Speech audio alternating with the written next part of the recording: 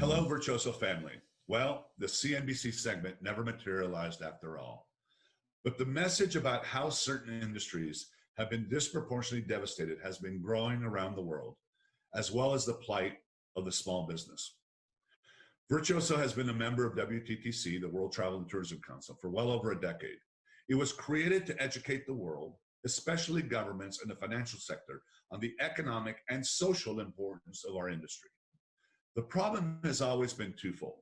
First, not being accurately aggregated, like putting airlines under transportation, hotels under leisure, and all kinds of other variations of groupings. And second, not accounting for the full impact of both direct and indirect job creation and GDP. This travel depression has put a spotlight on the importance of our industry for both job creation and entrepreneurial opportunity.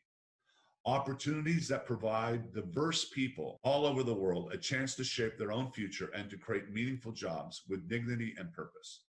I've worked with WTTC over the years to extend its reach to small and medium enterprises, and we're making progress. I'm really pleased about this, as I don't believe the true story of our industry can be told without the story of the entrepreneur. I'm also pleased that even in large developed nations, especially those whose governments and financial press took travel for granted or frankly just omitted it from serious discussion, this travel depression has brought new understanding of our role in the broader economy. That understanding is driving some of the government relief programs for small businesses and for our industry.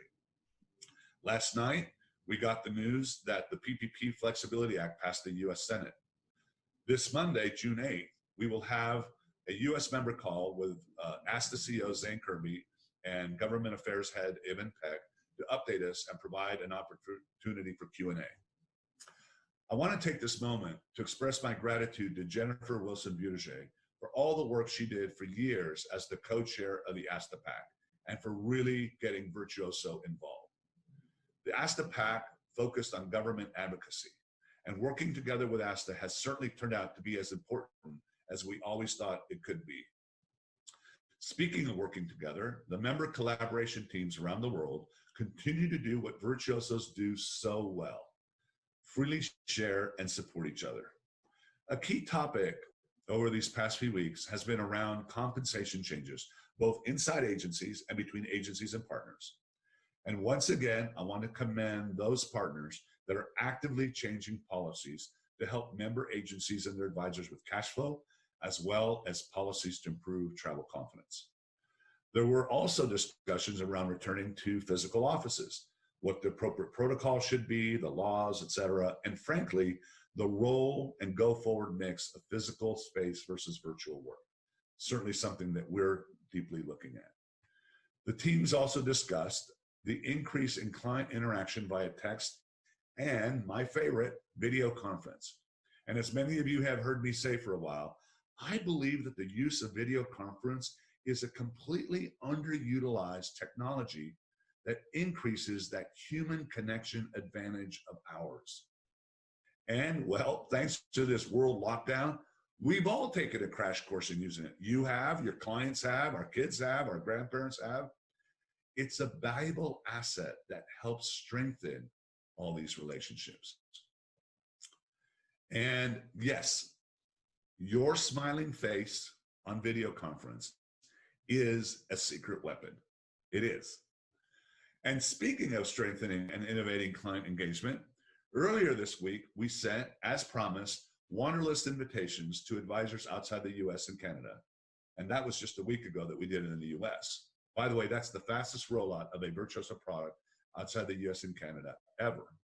And in just this last week, we have about 2,000 advisors who have set up their accounts and are playing with Wanderlust. Exactly the best way to learn a digital product. So now that we've rolled it out to advisors worldwide, this Monday you'll be able to invite friends and clients, which for me is one of the most exciting social features of Wanderlust. I've had so much fun with it myself, naming trips, really cool names and things like that. However, as I shared last week, we released Wanderlust knowing its features will evolve. We know that each of you have differing approaches to your comfort in adopting tools. That's not an issue for us. And frankly, it's normal in the digital world. But I want you to know that many of the features and content ideas you've suggested this past week were already on our backlog, but keep that feedback coming. We know that some of the first to travel, right, and the comeback will be close to home travelers. And we're even hearing the term travel bubbles pop up around the globe. So the professional development team has worked on updating close to home playlists of pre-recorded partner training for every region of the world. The links are included in this update. And for the US and Canada, we put together a guide to preferred close to home partners, and that link is also included here. I also want to commend members and advisors all over the world for reaching out to their close to home preferred partners to learn and collaborate. On the cruise front, we held a cruise and coffee webinar focused on future cruise credits and some of the marketing materials we've made available, as well as, and importantly, the best practices to ensure your clients who have them will redeem them through you. A webinar link is included. And again, thank you, cruise partners that have stepped up with supportive compensation policies. And while we're talking about collaboration, I have a simple ask of you all.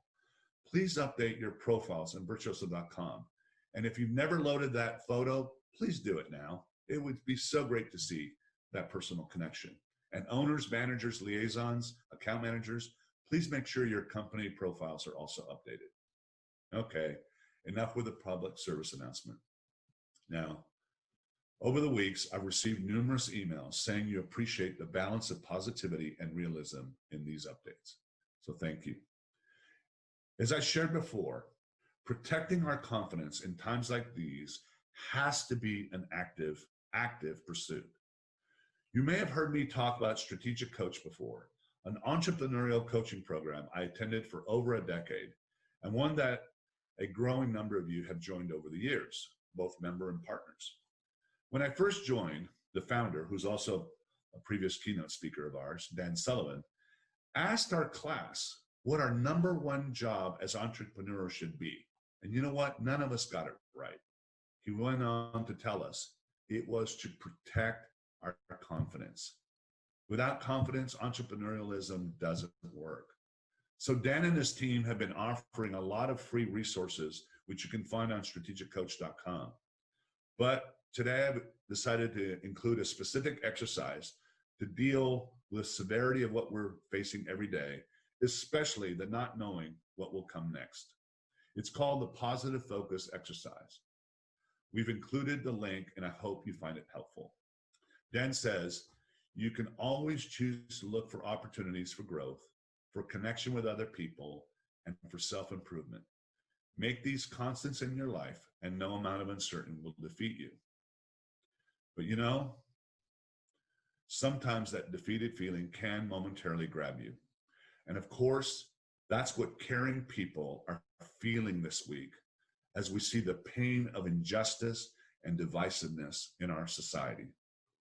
I feel blessed to have been grown up in travel and have had the opportunity to spend my life in the travel industry because it's made me the person that I am. I love to travel because it lifts so many people economically and connects us so deeply. We all suffer when somehow we believe we're not one. The famous American poet Mark Twain, so many years ago, said it so pointedly. Travel is fatal to prejudice, bigotry, and narrow-mindedness, and many of our people need it sorely on these accounts. Broad, wholesome, charitable views of men and things cannot be acquired by vegetating in one little corner of the earth all one's lifetime. Those of us that are blessed to have the resources to travel have a responsibility. And today, Virtuoso believes in the positive and transformative power of travel as a force for good. As global citizens, we have a responsibility to protect all communities, both at home and around the globe. Travel embraces all races, colors, and cultures, and celebrates what humankind shares in common, as well as the beauty of our differences. In a world that can feel deeply divided, travel unites. And we at Virtuoso are grateful for you and the blessing to serve you. Until next week.